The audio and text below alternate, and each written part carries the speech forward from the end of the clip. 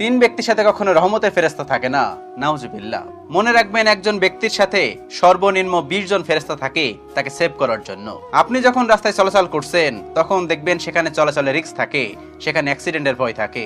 সেই সময় আল্লাহর তরফ থেকে পাঠানো ফেরেশতারা আপনাকে হেল্প করে বা সাহায্য করে। আপনি যখন অসুস্থ হয়ে যান, সেম ভাবে আল্লাহ রাব্বুল আলামিন আপনাকে হেফাজত করেন। আপনার প্রশান্তি নিয়ে আপনার চোখে ঘুম এনে দেয় ওই ফেরেশতারা, সুবহানাল্লাহ।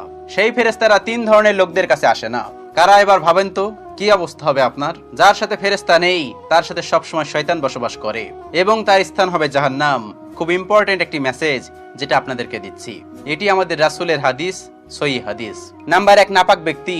যে ব্যক্তির গোসল ফরজ হওয়া সত্ত্বেও সেই ব্যক্তি গোসল না করে পাক হয় নাই। সবসময় মনে রাখবেন, নাপাক ব্যক্তির কাছে কখনো ফেরেশতারা আসে না। মৃত্যুর কথা কখনোই বলা যায় না।